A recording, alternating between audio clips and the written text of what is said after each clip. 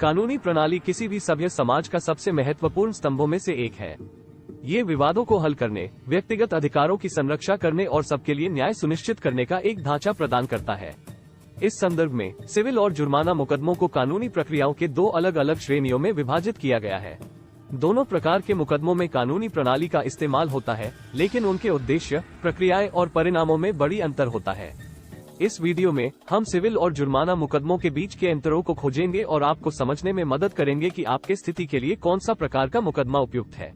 Civil मुकदमा क्या है?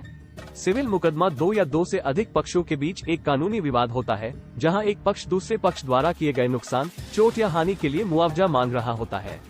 सिविल मुकदमे का उद्देश्य पक्षों के बीच एक असहमति को हल करना और पीड़ित को उनके हानि के लिए मुआवजा देना होता है।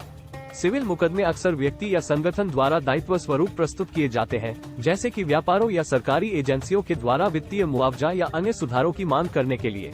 कुछ सिविल मुकदमों के उदाहरण शामिल होते हैं, जैसे व्यक्तिगत चोट के मुकदमे, अनुबंध विवाद, संपत्ति विवाद और पारिवारिक कानून के मुकदमे जैसे तलाक या बच्चे की पारवर्ती के मुकदमे। सिविल मुकदमों में सबूतों की भार कानूनी मामले से कम होती है।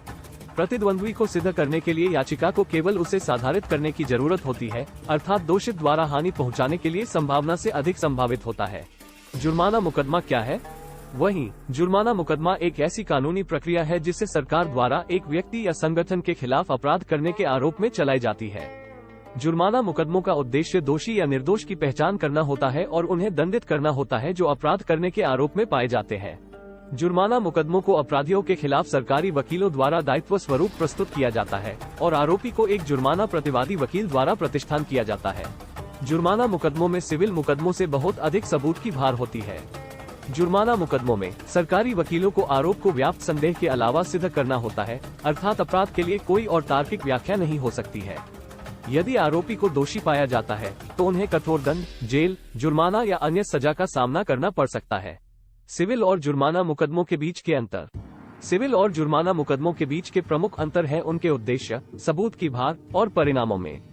सिविल मुकदमे उन असहमतियों को हल करने और पीड़ित को उनके हानियों के लिए मुआवजा देने के लिए चलाए जाते हैं, जबकि जुर्माना मुकदमे दोषी या निर्दोष की पहचान करने और उन्हें दंडित करने के लिए चलाए जाते हैं जो अपराध करने के आरोप में पाए जाते हैं।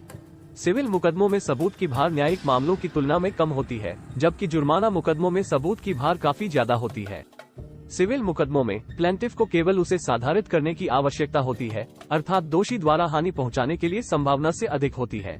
सिविल और जुर्माना मुकदमों के परिणाम भी अलग अलग होते हैं। सिविल मुकदमों में परिणाम आमतौर पर वित्तीय समझौता या अन्य सुधार होते हैं, जबकि जुर्माना मुकदमों में परिणाम जेल, जुर्माना या अन्य सजा की संभावना होती है।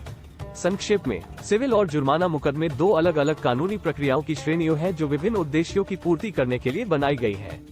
सिविल मुकदमों में सबूत की भार कम होती है और उन्हें हल करने के लिए साधारित किया जाता है, जबकि जुर्माना मुकदमों में सबूत की भार ज्यादा होती है और दंडित करने के लिए चलाए जाते हैं।